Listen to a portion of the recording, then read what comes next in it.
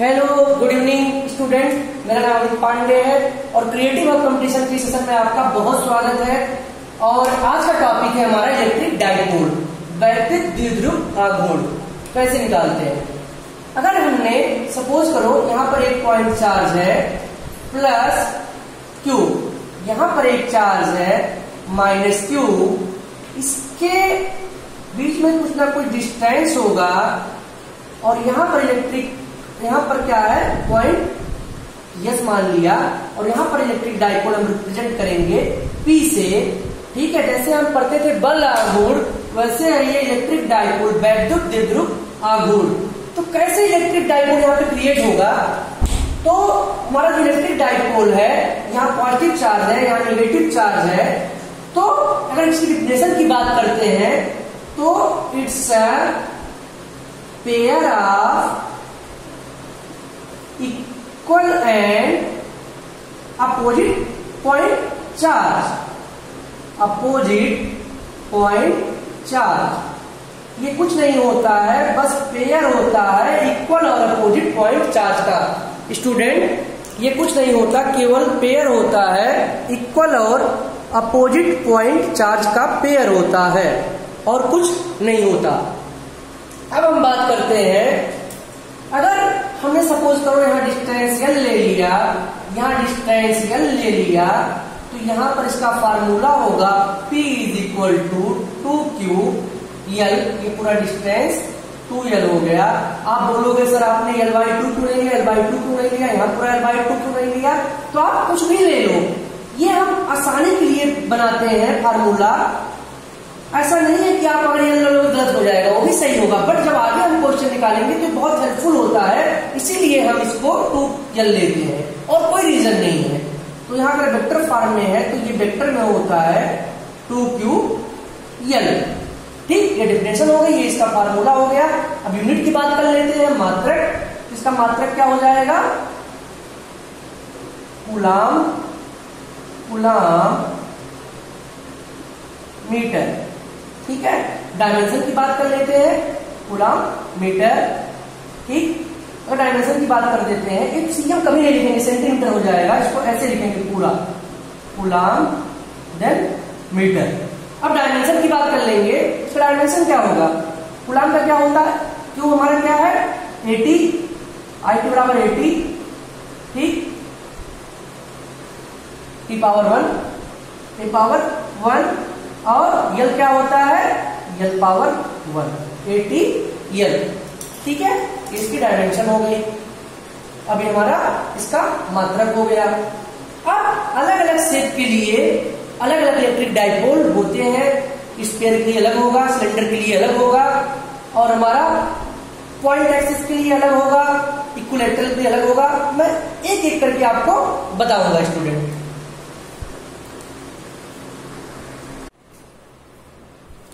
अब हमारा कॉन्सेप्ट आता है torque on dipole due to uniform electric field. Dipole पे टॉर्क क्या होगा अगर इलेक्ट्रिक फील्ड यूनिफॉर्म हो, तो इसको हम देखते हैं कैसे हम निकालेंगे torque on dipole due to uniform electric field. इसको देख लो, ये मैं लिख देता हूं, torque on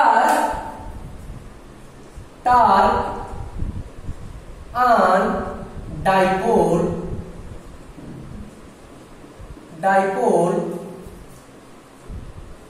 due to uniform electric field.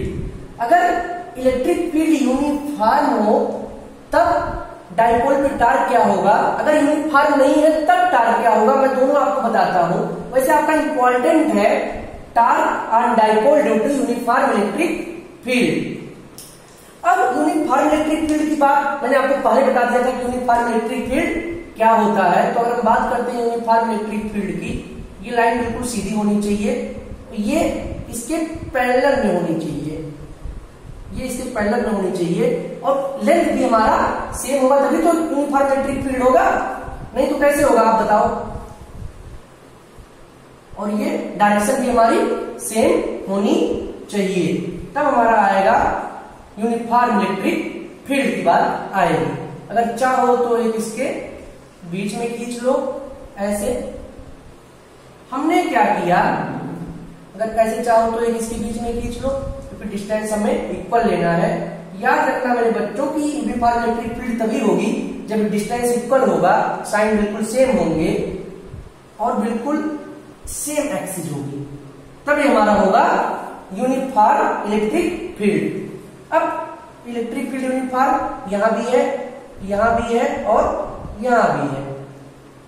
अब यहां पर मैंने क्या किया, एक निर्वात में, मतलब हमारा स्पेस में रख दिया मैंने। यहां पर मैंने ले लिया एक नेगेटिव चार्ज, यहां पर ले लिया पॉजिटिव चार्ज। अब यहां पर फोर्स क्या होगा, यहां पर फोर्स क्या होगा बच्चों, यहां पर फोर्स क्या होगा, तो यहां पे जो फोर्स होगा, मैंने जब इलेक्ट्रिक फील्ड की बात बताई थी तो इलेक्ट्रिक फील्ड में मैंने बताया था E = F/Q, आपको याद होगा तो। अब यहां पे जो फोर्स होगा वो क्या होगा, QE, क्या होगा QE। डायरेक्शन कौन सी होगी, F = QE। यहां पर क्या फोर्स होगा, F = QE। ये मैं इलेक्ट्रिक फील्ड की बात नहीं कर रहा हूं, ये मैं यूनिफॉर्म इलेक्ट्रिक फील्ड की बात कर रहा हूं, और डाइपोल हमारा कैसे निकालेंगे, ठीक है, उसकी बात मैं कर रहा हूं। मैं उसकी बात नहीं कर रहा हूं कि कहीं आप जो सोच रहे हो। अब देखो, इसको हम ऐसे कर सकते हैं, ऐसे कर सकते हैं यहां पर इसके परपेंडिकुलर में, और इसको हम थोड़ा ऐसे कर सकते हैं कि नहीं, बिल्कुल कर सकते हैं।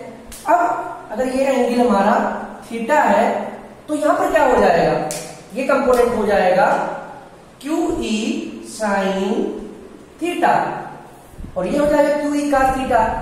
अब हमारा टॉर्क जो होता है, टॉर्क क्या होता है, जो हमारा टॉर्क होता है मेरे बच्चों, टॉर्क होता है force into perpendicular distance. Torque यही तो होता है, force into perpendicular distance. Torque हमारा और कुछ नहीं होता, टॉर्क हमारा यही होता है, फोर्स इनटू परपेंडिकुलर डिस्टेंस, ये हमारा टॉर्क होता है। अब हमें इतनी चीज पता लग गई। अब फोर्स यहां पर क्या है, फोर्स है QE sin थीटा, तो टो बराबर हो जाएगा QE sin थीटा, ठीक है।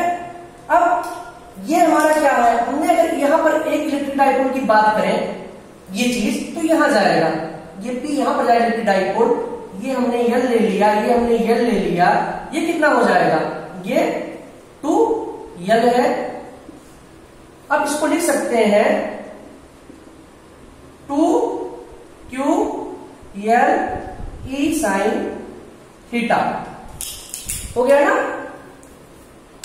अब टॉर्क क्या होता है, 2QL क्या होता है हमारा, P इलेक्ट्रिक डाइपोल, जो मैंने बात की थी पहले, P, अभी मैं इसको वेक्टर फॉर्म में नहीं लिख रहा हूं, E sin थीटा। अब क्रॉस में है ये, यहां पर ये मत जानना कि ये हमारा डॉट में है, क्रॉस में है, तो टो हो जाएगा हमारा, अगर इसको वेक्टर फॉर्म में लिखना है, P into E sin theta. अगर थीटा हमारा 90 है, अगर हमारा थीटा 90 है, तब क्या होगा इलेक्ट्रिक डाइपोल, अगर हमारा थीटा 90 है, इफ थीटा बराबर 90 डिग्री, तब क्या होगा इलेक्ट्रिक डाइपोल, तब हो जाएगा हमारा, अगर थीटा हमारा 90 डिग्री है तब हमारा इलेक्ट्रिक डाइपोल क्या, मैंने आपको समझा दिया, इलेक्ट्रिक फील्ड यहां पर होगा फोर्स अपॉन चार्ज, इसकी डायरेक्शन इधर हो जाएगी, इसकी डायरेक्शन इधर हो जाएगी। सपोज करो हम ऐसे इसको लिए हैं, ऐसे जब हम इसको रोटेट करेंगे, ये एंगल थीटा है, यहां से यहां तक की डाइपोल की डिस्टेंस 2L है, तो टॉर्क होगा हमारा, टॉर्क जो होगा बल गुण फोर्स इनटू परपेंडिकुलर डिस्टेंस होगा, हमें पता है। अब ये डिस्टेंस कितनी हो जाएगी, 2L। अब क्या, 2L sin थीटा, तो टो इक्वल टू हो गया 2QLE sin थीटा। अब P गुणे E sin थीटा हो गया P cross E sin theta. अगर थीटा 90 है तो टो बराबर P क्रॉस E, तो इससे P की वैल्यू क्या हो जाएगी, P की वैल्यू हो जाएगी टो अपॉन E। मैक्सिमम, ठीक। और मिनिमम क्या हो जाएगा अगर थीटा हमारा 0 है।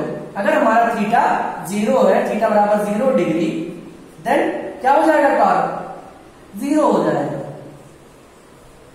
तो अगर थीटा हमारा 0 है, सॉरी, तो हमारा पी कितना हो जाएगा, 0 हो जाएगा मिनिमम। ये हमारा आ गया torque on dipole due to uniform electric field. ये मैंने आपको प्रूव करके बता दिया। यूनिफॉर्म इलेक्ट्रिक फील्ड कैसे बनाया, यहां पर मैंने एक स्पेस में रख लिया, मैंने चार्ज 2.4 ले लिए, Q माइनस Q, वहां इलेक्ट्रिक डाइपोल मैंने निकाला, वहां पर टॉर्क कितना लग रहा है वो निकाला। That is the formula derive by this equation.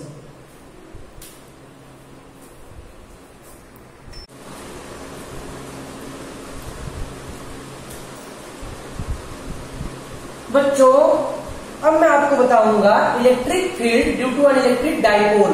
हम इलेक्ट्रिक फील्ड कैसे निकालते हैं अगर इलेक्ट्रिक डाइपोल हो, या आप बोल सकते हो electric field due to an electric dipole of different shape. अलग अलग शेप के हम इलेक्ट्रिक डाइपोल कैसे निकालते हैं इलेक्ट्रिक फील्ड इलेक्ट्रिक डाइपोल से। तो पहला इसमें आता है intensity of electric field at point on the axis of dipole. ये पूछा है कि इंटेंसिटी ऑफ इलेक्ट्रिक फील्ड क्या होगी at a point on the axis of dipole, जिसको हम आपको समझाते हैं। हमने एक स्पेस में चार्ज ले लिया ए क्यू, दूसरा ले लिया बी, यहाँ माइनस क्यू ले लिया, यहाँ पर प्लस क्यू ले लिया। आप चाहो तो यहाँ क्यू कर दो, यहाँ माइनस क्यू, कोई मतलब नहीं है, आराम से समझ में आ जाएगा। इलेक्ट्रिक डाइपोल मैंने आपको बता दिया है कि यहाँ पॉइंट पी होगा इलेक्ट्रिक डाइपोल, ठीक है। ये डिस्टेंस हमारी यल है, ये डिस्टेंस हमारी यल है। अब हम बात करेंगे इलेक्ट्रिक फील्ड की। जब मैं आपको इलेक्ट्रिक फील्ड बता रहा था तो यहां से कहीं पॉइंट पी पे, या पॉइंट पी मैंने ले लिया है ऑलरेडी, पी नाम ले लिया है, तो यस मान लिया पॉइंट, यहां पॉइंट यस है, तो यहां इलेक्ट्रिक फील्ड क्या होगा E1 इसके लिए, और E2 इलेक्ट्रिक फील्ड किसके लिए होगा हमारा, इस चार्ज Q के लिए, प्लस के लिए। अब इस पॉइंट जो मैंने यस लिया है, यहां से लेकर के ये पॉइंट पी की डिस्टेंस मैंने ले लिया आर, इसका डिस्टेंस मैंने ले लिया आर, यस पॉइंट मैंने ले लिया। इलेक्ट्रिक फील्ड जहां पर प्रोड्यूस हो रहा है यहां पर E2 है। अब E1 की वैल्यू क्या आएगी इलेक्ट्रिक फील्ड की, हमें पता है Q upon 4 pi F silent. ये क्या हो जाएगा, ये along the axis of the dipole होगा। क्या होगा, along the axis of dipole। ये एक्सिस के along में होगा, मतलब इसके along में होगा, नेगेटिव चार्ज के along में होगा। तो क्या हो जाएगा, r माइनस यल का स्क्वायर होगा कि नहीं होगा। ये r है, ये यल है, इसके लिए क्या होगा, इसके along में हो जाएगा। तो ये डिस्टेंस इसमें से माइनस करनी पड़ेगी, चाहो तो यहां ले लो। E2 क्या हो जाएगा हमारा, ऐसे Q upon 4 pi epsilon R plus यल का स्क्वायर, यहां R माइनस यल का स्क्वायर होगा। ये क्या होगा, opposite axis of dipole, along the axis of dipole, opposite the axis of dipole। 1 हो गया, 2 हो गया। नेट इलेक्ट्रिक फील्ड क्या होगी बच्चों, E equal to E1 minus E2। ये electric field minus electric field. अब आप पूछोगे प्लस क्यों नहीं हुआ, माइनस क्यों हुआ, यहाँ पर क्या है नेगेटिव चार्ज, यहाँ पर क्या है positive charge. Net charge will be, electric field will be E1 minus E2 vector, then vector electric field E equal to, ये क्या करोगे, इसको कामा ले सकते हो। अब क्या हो जाएगा जब माइनस करोगे, तो 1 अपान आर माइनस यल का square minus 1 upon R plus यल का स्क्वायर, मैंने लिख दिया 1 अपान आर माइनस यल का square minus 1 upon R plus यल का स्क्वायर। ये क्या हो जाएगा हमारा, अब ये क्या होगा, ये इलेक्ट्रिक फील्ड हो जाएगा हमारा। इसको मैं यहां पर कर दे रहा हूं समझाने के लिए, आपको किया था Q upon 4 pi epsilon क्या हो जाएगा, आर प्लस एल का स्क्वायर। जब इसको आप सॉल्व करोगे तो आर स्क्वायर प्लस एल का square minus R square minus का एल स्क्वायर प्लस 4LR ये जुड़ जाएगा 12R plus 12R upon R square minus L square का होल स्क्वायर। ये कट गया, ये कट गया, ये कट गया, ये क्या बचा 4LR बचा। इसको लिख सकते हो E is equal to 2LR गुणे 2Q upon 4 pi epsilon R square minus L square का होल स्क्वायर। 2Q यल क्या होता था, 2QL क्या होता था, P होता था। इसकी डाइपोल की डिफिनेशन क्या थी, फॉर्मूला क्या था, P बराबर 2QL, आपको पता होगा। तो ये हो जाएगा हमारा, इसको लिख सकते हैं 2QL को लिख सकते हैं, 2QL को लिख सकते हैं हम 2P, ठीक है 2P हो गया हमारा। अब बचा क्या हमारा, ठीक है ऐसे लिखा, आपको समझाने के लिए बता देता हूं 2QL गुणे 2R, तभी तो 4QR था। अब हमारा 2QL क्या हो गया 2P गुणे 2R upon 4 pi epsilon R square minus L square का स्क्वायर, ठीक है। अब एक चीज बताओ हमें, एक चीज बताओ आप, अगर हम R is greater than L कर देंगे तो यहां पर L की वैल्यू 0 हो जाएगी। If R is greater than L then L must be 0, then E is equal to 2P गुणे 2R upon 4 pi epsilon R का पावर 4। तो ये हमारा R से एक R कट जाएगा तो बचेगा क्या R क्यूब। तो लिख सकते हो E is equal to 2P R upon 4 pi epsilon R का क्यूब। अच्छा एक चीज बताना हमें, 2 हमारा यहाँ पर 4LR था, 12R प्लस 12R ये Q था, तो 2 गुणे 2Q था हमारा ना, 2QLR क्या हो गया था हमारा P हो गया था, P इक्वल टू 2QL था। तो यहाँ पर 2 नहीं आएगा, यहाँ पर ऐसे हट जाएगा, तो P गुणे ये हुआ 2PR अपान 4 पाई एप्सिलॉन R का क्यूब। R से एक R कट गया, यहाँ पर R भी हट गया, तो क्या हुआ R का क्यूब बच गया। तो ये लिख सकते हो, अगर वेक्टर फॉर्म में लिखना है तो E इक्वल टू क्या हो जाएगा, वेक्टर फॉर्म में अगर की बात करें तो E is equal to 2P upon 4 pi epsilon R का क्यूब। अब इसका मात्रक क्या है, यूनिट क्या है P की, हमारा क्या है चार्ज का क्या है कूलम, और लेंथ का क्या मीटर, कूलम मीटर, ठीक है कूलम मीटर इसका मात्रक था। अब ये क्या है हमारा कूलम मीटर बटे क्या हो जाएगा मीटर का क्यूब, किसका यूनिट है, इसकी यूनिट है। आपको बहुत अच्छे समझा दिया मैंने कैसे निकालते हैं, कि आपको कॉन्सेप्ट क्लियर हो गया होगा।